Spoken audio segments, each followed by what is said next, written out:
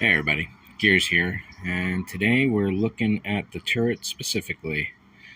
I've gone through and basically where the curve starts, I've marked all those off. It's pretty close, a little fudgeable.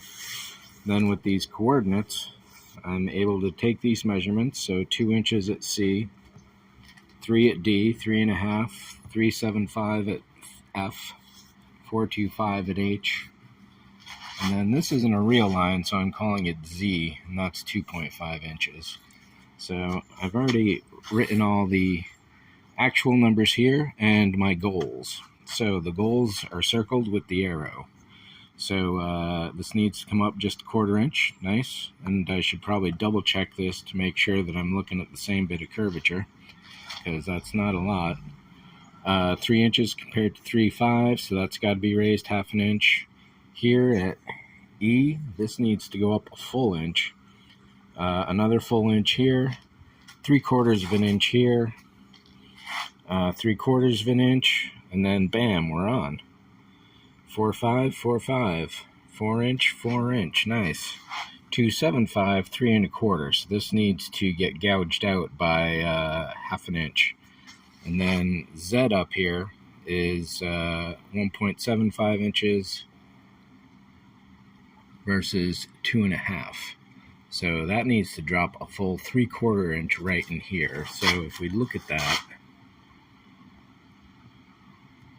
yeah, you can kind of see how this is definitely a lot higher. This is not too bad in this area here.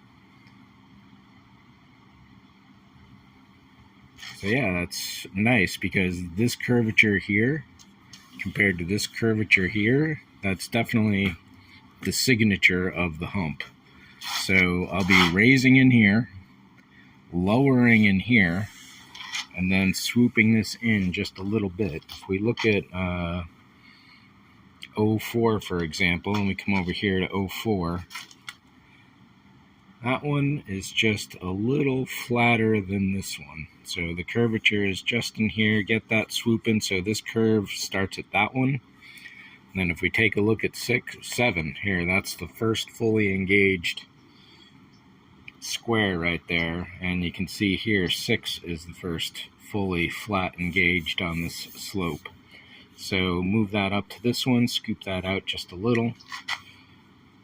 Contour gauge, we'll take a look at that.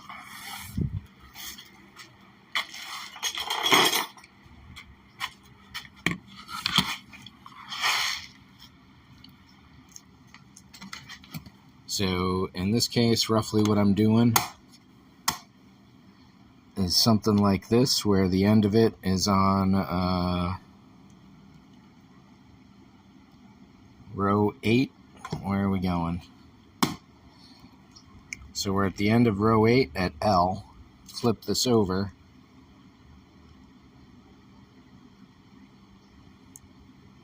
Oh, we're at the end of row 8 on M.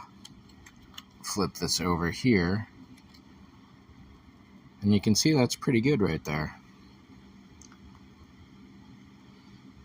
It's not going to be perfect everywhere.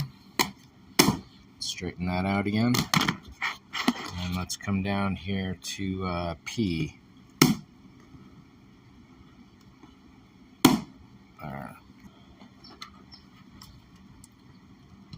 So if we come down here to P, and we get that, flip over here. Yeah, a little light in there, but wow, freaking nice. We'll do one more here at S.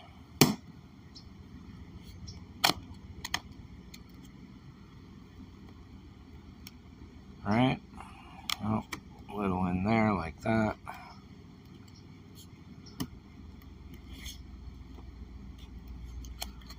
Flip that over here.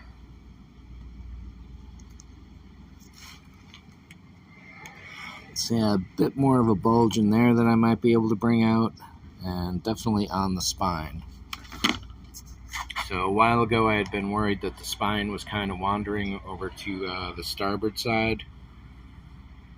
I fixed a lot of it, but there's still just a little more here to bring it back again, it looks like. And the center line was basically hand drawn, so I can't completely rely on that. The center is probably closer to right here, for example. However, it does even out by this point here.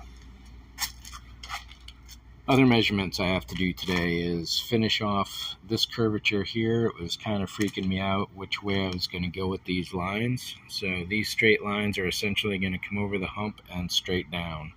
They're not going to curve around to meet or anything like that. Like this one probably should technically connect to that one. However, we're going to see what doing it this way does.